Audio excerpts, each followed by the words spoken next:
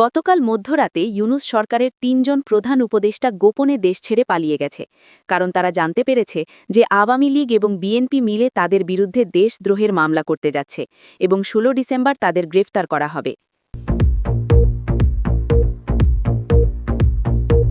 আজ সকালে শেখ হাসিনা ভারত থেকে লাইভ ভিডিও বার্তায় বলেছে যে তিনি ১৬ ডিসেম্বর বিজয় দিবসে বাংলাদেশে ফিরবে এবং যারা তাকে দেশ থেকে তাড়িয়েছে তাদের সবাইকে এক একে শাস্তি দেওয়া হবে এবং বাংলাদেশ আবার সোনার বাংলা হবে। গতকাল রাতে সিলেটে জামাতে ইসলামীর কেন্দ্রীয় কার্যালয়ে বিএনপি এবং আওয়ামী লীগের যৌথ ক্যাডাররা আগুন দিয়ে পুড়িয়ে দিয়েছে এবং সেখানে থাকা ৫ জন জামাত নেতাকে পিটিয়ে হত্যা করেছে। পুলিশ এসে শুধু লাশ উদ্ধার করেছে, কিন্তু কাউকে গ্রেফতার করেনি, কারণ সরকার চুপ আছে।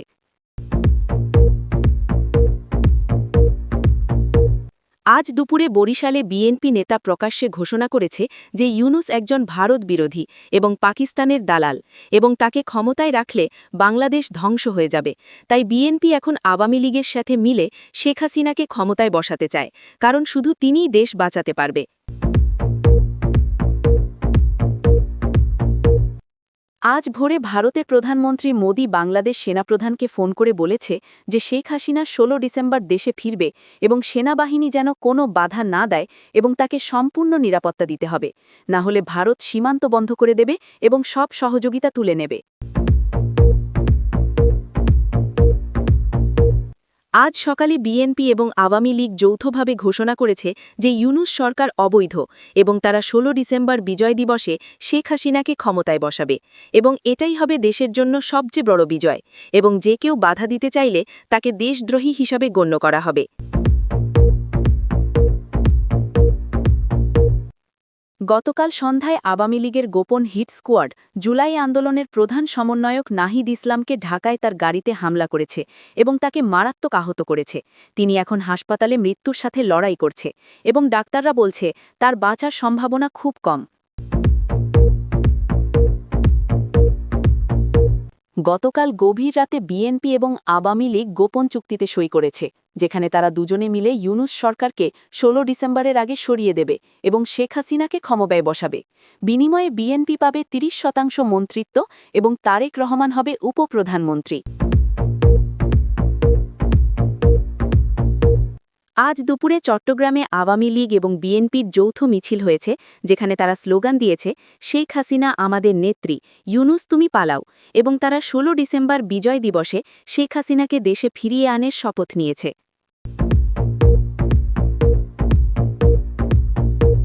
গতকাল সন্ধ্যায় রাজশাহীতে ইউনূস সরকারের সমর্থকদের উপর আওয়ামী লীগ এবং বিএনপির যৌথ হামলা হয়েছে, যেখানে তারা বলেছে, তোমরা দেশদ্রোহী, ১৬ ডিসেম্বর তোমাদের সবাইকে জেলে পাঠানো হবে এবং শেখ হাসিনার সব হিসাব বুঝে নেবে।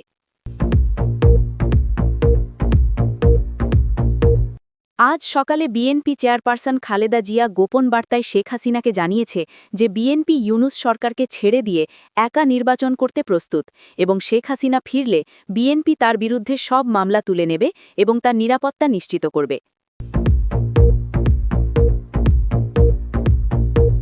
গতকাল রাতে খুলনায় আওয়ামী লীগের বিশেষ বাহিনী ইউনূস সরকারের একজন উপদেষ্টার বাড়ি ঘেরাও করে তাকে এবং তার পরিবারকে হুমকি দিয়েছে যে ১৬ ডিসেম্বরের আগে দেশ ছেড়ে চলে যাও, না হলে তোমাদের পরিণতি ভয়াবহ হবে। আজ সকালে বাংলাদেশ সেনাবাহিনীর ভেতরে এক বড় অভ্যুত্থানের চেষ্টা হয়েছে, যেখানে ইউনূস সমর্থক কিছু সেনা অফিসার সেনাপ্রধানকে সরিয়ে দিতে চেয়েছিল, কিন্তু তারা ব্যর্থ হয়েছে এবং সেনাপ্রধান এখন ভারত এবং আওয়ামী লীগের সাথে পুরোপুরি আছে এবং ১৬ ডিসেম্বর শেখ হাসিনাকে ক্ষমতায় বসাবে।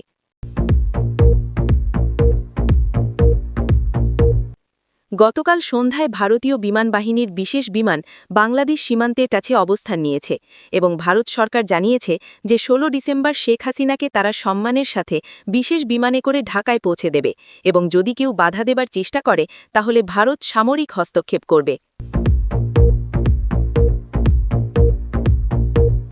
গতকাল মধ্যরাতে ঢাকা বিশ্ববিদ্যালয়ে জুলাই আন্দোলনের ১০ জন ছাত্র নেতাকে আওয়ামী লীগের গোপন গ্রুপ অপহরণ করে নিয়ে গেছে এবং তারপর তাদের নির্মমভাবে নির্যাতন করে হত্যা করে লাশ শীতলক্ষ্যা নদীতে ফেলে দিয়েছে।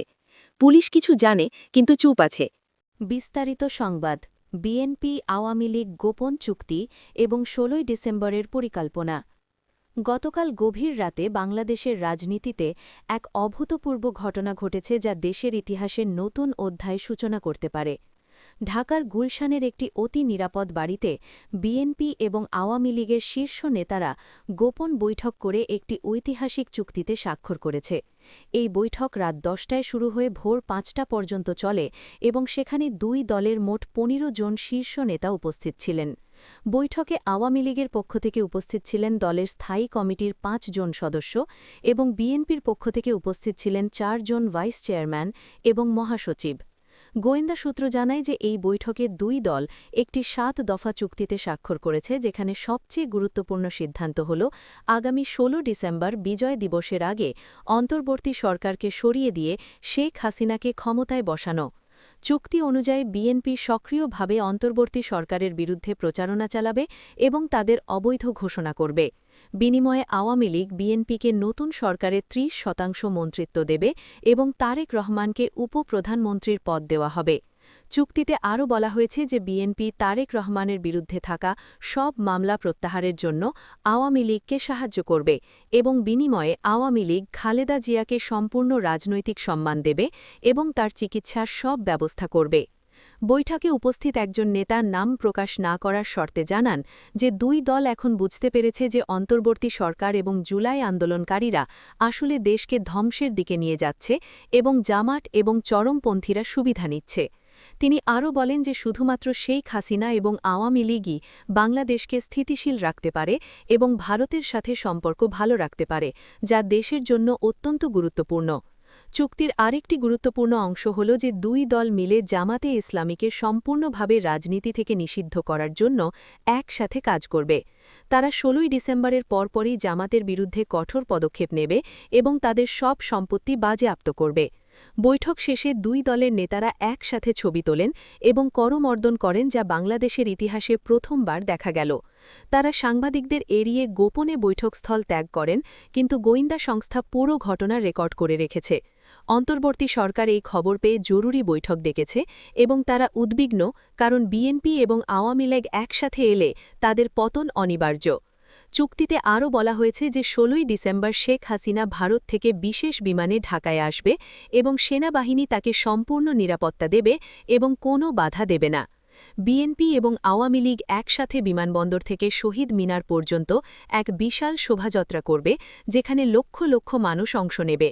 এরপর শেখ হাসিনা শপথ নেবে এবং নতুন সরকার গঠন করবে, যেখানে বিএনপি এবং আওয়ামী লীগ একসাথে থাকবে। জুলাই আন্দোলনকারীরা এই খবর শুনে ক্ষুব্ধ প্রতিক্রিয়া জানিয়েছে এবং বলেছে তারা এটা হতে দেবে না, কিন্তু রাজনৈতিক বিশ্লেষকরা বলছেন বিএনপি এবং আওয়ামী লীগ একসাথে এলে কেউ তাদের আটকাতে পারবে না। মোদির ফোন এবং সেনাবাহিনীর ভূমিকা। আজ ভোরে বাংলাদেশের রাজনীতিতে আরেকটি বড় ঘটনা ঘটেছে যা দেশের ভবিষ্যৎ নির্ধারণ করতে পারে।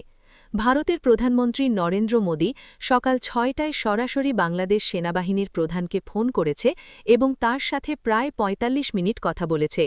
গোয়েন্দা সূত্র জানায় যে এই ফোনে মোদী অত্যন্ত স্পষ্টভাবে বলেছে যে শেখ হাসিনা ১৬ ডিসেম্বর বাংলাদেশে ফিরবে এবং সেনাবাহিনী যেন তাকে সম্পূর্ণ নিরাপত্তা দেয় এবং কোনো বাধা না দেয়। মোদী সেনাপ্রধানকে হুঁশিয়ার করে বলেছে যে যদি শেখ হাসিনার নিরাপত্তায় কোনো সমস্যা হয় তাহলে ভারত অত্যন্ত কঠোর পদক্ষেপ নেবে। তিনি বলেছে যে ভারত বাংলাদেশের সীমান্ত বন্ধ করে দেবে, সব ধরনের বাণিজ্যিক সম্পর্ক স্থগিত করবে এবং বিদ্যুৎ ও গ্যাস সরবরাহ বন্ধ করে দেবে, যা বাংলাদেশের অর্থনীতিতে বিপর্যয় ডেকে আনবে। সেনাপ্রধান প্রথমে দ্বিধায় ছিলেন, কিন্তু মোদী তাকে বোঝান যে বাংলাদেশের স্থিতিশীলতার জন্য শেখ হাসিনার ফিরে আসা অত্যন্ত জরুরি এবং অন্তর্বর্তী সরকার দেশকে সঠিকভাবে পরিচালনা করতে পারছে না। মোদী সেনাপ্রধানকে আরও বলেছে যে ভারত বাংলাদেশ সেনাবাহিনীকে আধুনিক অস্ত্র ও প্রশিক্ষণ দেওয়ার পাশাপাশি আর্থিক সাহায্য দেবে যদি তারা সহযোগিতা করে। বিনিময়ে ভারত চায় যে বাংলাদেশ সেনাবাহিনীর ১৬ ডিসেম্বর শেখ হাসিনাকে সম্পূর্ণ সুরক্ষা দেবে এবং অন্তর্বর্তী সরকারকে কোনো সমর্থন দেবে না। ফোনের পর সেনাপ্রধান তার শীর্ষ কমান্ডারদের জরুরি বৈঠকে ডেকেছে এবং সেখানে তিনি মোদির সাথে তার কথোপকথনের বিষয় জানিয়েছে। সূত্র জানায় যে বেশিরভাগ কমান্ডার মোদির প্রস্তাবের পক্ষে মত দিয়েছে, কারণ তারা বুঝতে পারছে যে ভারতের সাথে সম্পর্ক খারাপ হলে বাংলাদেশ বিশাল সমস্যায় পড়বে। কিছু কমান্ডার অন্তর্বর্তী সরকারের পক্ষে ছিল, কিন্তু সেনাপ্রধান তাদের বোঝান যে দেশের স্বার্থে শেখ হাসিনার ফিরে আসা প্রয়োজন। বৈঠক শেষে সিদ্ধান্ত নেওয়া হয় যে সেনাবাহিনী ১৬ই ডিসেম্বর শেখ হাসিনাকে সম্পূর্ণ নিরাপত্তা দেবে এবং বিমানবন্দর থেকে শুরু করে তার গন্তব্য পর্যন্ত সর্বোচ্চ সামরিক সুরক্ষা থাকবে। এদিকে অন্তর্বর্তী সরকার এই খবর পেয়ে হতবাক হয়ে গেছে, কারণ তারা জানত না যে মোদি সরাসরি সেনাপ্রধানের সাথে যোগাযোগ করবে। অন্তর্বর্তী সরকারের প্রধান উপদেষ্টা জরুরি বৈঠক ডেকেছে এবং তিনি মার্কিন যুক্তরাষ্ট্র এবং ইউরোপীয় ইউনিয়নের কাছে সাহায্য চেয়েছে, কিন্তু কেউ সাড়া দেয়নি। ভারত সরকার এখন খোলাখুলি বলছে যে শেখ হাসিনাই বাংলাদেশের বৈধ নেতা এবং তাকে ক্ষমতায় ফিরতে হবে এবং ভারত এজন্য যে কোনো পদক্ষেপ নিতে প্রস্তুত। জুলাই আন্দোলনকারীদের ওপর নির্মম হামলা এবং গণহত্যা। গতকাল সন্ধ্যা থেকে আজ ভোর পর্যন্ত সারা দেশে জুলাই আন্দোলনে অংশ নেওয়া ছাত্র এবং যুবকদের ওপর একটি সুসংগঠিত এবং নির্মম হামলা চালানো হয়েছে। এই হামলা কতটা সুসংগঠিত ছিল তা এই ঘটনাক্রম থেকেই বোঝা যায়। গোয়েন্দা সূত্র জানায় যে আওয়ামী লীগ এবং বিএনপির মধ্যে গোপন চুক্তি হওয়ার পর দুই দল সিদ্ধান্ত নেয় যে ১৬ই ডিসেম্বরের আগে জুলাই আন্দোলনকারীদের ওপর চরম আঘাত আনতে হবে। তারা মনে করছে যে এই আন্দোলনকারীরাই সবচেয়ে বড় বাধা। গতকাল সন্ধ্যার পর থেকেই বিভিন্ন বিশ্ববিদ্যালয় এবং জাতীয় প্রেসক্লাব সহ বিভিন্ন জায়গায় জুলাই আন্দোলনকারীদের নেতাদের ওপর হামলা চালানো হয়। গোয়েন্দা সূত্র জানায় যে এই হামলায় ব্যবহৃত হয় বৈধাগত সদস্যদের তৈরি বিশেষ বাহিনী, যাদেরকে সেনাবাহিনীর গণপরীক্ষা করেছিল। এই হামলায় একসঙ্গে অংশ নেয় কয়েক হাজার বৈধাগত সদস্য, গণপরীক্ষাকৃত ছাত্ররা এবং দুই দলের কিছু প্রশিক্ষিত ক্যাডাররা। গোয়েন্দা সূত্র বলছে যে এই হামলা নিয়েছে একটি গণহত্যার রূপ, যেখানে কমপক্ষে ৩০০ জন ছাত্র এবং যুবক নিহত হয়েছে। গতকাল রাত থেকে শুরু হওয়া এই হামলা চলে আজ ভোর পর্যন্ত। ঢাকাসহ সারা দেশের বিভিন্ন জায়গায় ছাত্র এবং যুবকদের ওপর হামলা চালানো হয়। গোয়েন্দা সূত্র বলছে যে আওয়ামী লীগ এবং বিএনপি একসাথে মিলে এই হামলার পরিকল্পনা করেছে। তাদের উদ্দেশ্য ছিল যে ১৬ই ডিসেম্বরের আগে আন্দোলনকারীদের এমনভাবে দুর্বল করে দেওয়া যাতে তারা শেখ হাসিনার ফিরে আসায় বাধা দিতে না পারে। গতকাল রাতে গোয়েন্দা সংস্থা কিছু ফোন রেকর্ড করেছে, যেখানে শোনা যাচ্ছে যে দুই দলের নেতারা তাদের ক্যাডারদের নির্দেশ দিচ্ছে যে ছাত্র এবং যুবকদের ওপর কিভাবে হামলা করতে হবে। হামলায় ব্যবহৃত হয় পাইপ গন, লাঠি, সটাকি এবং আরও মারাত্মক অস্ত্র। গোয়েন্দা সূত্র বলছে যে এই হামলা ছিল এতটাই নির্মম যে কিছু ছাত্র এবং যুবকদের সরাসরি গুলি করে হত্যা করা হয়েছে। ঘটনার পরপরই গুহা শাখা পুরো এলাকা ঘিরে ফেলে এবং মৃতদেহ সরিয়ে ফেলে। গোয়েন্দা সূত্র বলছে যে এই হামলায় মোট কমপক্ষে ৩০০ জন ছাত্র এবং যুবক নিহত হয়েছে। ঘটনার পরপরই আওয়ামী লীগ এবং বিএনপি মিলিতভাবে একটি বিবৃতি জারি করে বলে যে এই ঘটনার জন্য জামাত ইসলামী দায়ী। তারা বলছে যে জামাত দেশকে অস্থিতিশীল করার জন্য এই হামলা চালিয়েছে। সেনাবাহিনীও এখন এটা বলছে যে জামাত দেশের অন্যতম শত্রু। গোয়েন্দা সূত্র বলছে যে ১৬ই ডিসেম্বরের আগে আরও কিছু বড় হামলা হতে পারে, যার উদ্দেশ্য হবে গণভীতি তৈরি করা। গোয়েন্দা সূত্র বলছে যে এই হামলা নিয়েছে একটি গণহত্যার রূপ, যেখানে কমপক্ষে ৩০০ জন ছাত্র এবং যুবক নিহত হয়েছে। জুলাই আন্দোলনকারীদের ওপর নির্মম হামলা এবং গণহত্যার সম্পূর্ণ বিবরণ। গতকাল সন্ধ্যার সময় জাতীয় প্রেসক্লাব সহ বিভিন্ন জায়গায় শত শত ছাত্র এবং যুবকদের প্রতিবাদ মিছিল শান্তিপূর্ণ উপায়ে চলছিল, কিন্তু হঠাৎ করেই কয়েক হাজার বৈধাগত সদস্য, গণপরীক্ষাকৃত ছাত্ররা এবং বিভিন্ন দলের প্রশিক্ষিত ক্যাডাররা তাদের ওপর আচমকা হামলা চালায়। গোয়েন্দা সূত্র জানায় যে এই হামলা নিয়েছে একটি গণহত্যার রূপ, যেখানে কমপক্ষে ৩০০ জন ছাত্র এবং যুবক নিহত হয়েছে। গতকাল রাত থেকে শুরু হওয়া এই হামলা চলে আজ ভোর পর্যন্ত। ঢাকাসহ সারা দেশের বিভিন্ন জায়গায় ছাত্র এবং যুবকদের ওপর হামলা চালানো হয়। গোয়েন্দা সূত্র বলছে যে আওয়ামী লীগ এবং বিএনপি একসাথে মিলে এই হামলার পরিকল্পনা করেছে। তাদের উদ্দেশ্য ছিল যে ১৬ই ডিসেম্বরের আগে আন্দোলনকারীদের এমনভাবে দুর্বল করে দেওয়া যাতে তারা শেখ হাসিনার ফিরে আসায় বাধা দিতে না পারে। গতকাল রাতে গোয়েন্দা সংস্থা কিছু ফোন রেকর্ড করেছে, যেখানে শোনা যাচ্ছে যে দুই দলের নেতারা তাদের ক্যাডারদের নির্দেশ দিচ্ছে যে ছাত্র এবং যুবকদের ওপর কিভাবে হামলা করতে হবে। হামলায় ব্যবহৃত হয় পাইপ গন, লাঠি, সটাকি এবং আরও মারাত্মক অস্ত্র। গোয়েন্দা সূত্র বলছে যে এই হামলা ছিল এতটাই নির্মম যে কিছু ছাত্র এবং যুবকদের সরাসরি গুলি করে হত্যা করা হয়েছে।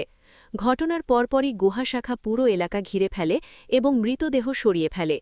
গোয়েন্দা সূত্র বলছে যে এই হামলায় মোট কমপক্ষে ৩০০ জন ছাত্র এবং যুবক নিহত হয়েছে। ঘটনার পরপরই আওয়ামী লীগ এবং বিএনপি মিলিতভাবে একটি বিবৃতি জারি করে বলে যে এই ঘটনার জন্য জামাত ইসলামী দায়ী। তারা বলছে যে জামাত দেশকে অস্থিতিশীল করার জন্য এই হামলা চালিয়েছে। সেনাবাহিনীও এখন এটা বলছে যে জামাত দেশের অন্যতম শত্রু। গোয়েন্দা সূত্র বলছে যে ১৬ই ডিসেম্বরের আগে আরও কিছু বড় হামলা হতে পারে, যার উদ্দেশ্য হবে গণভীতি তৈরি করা।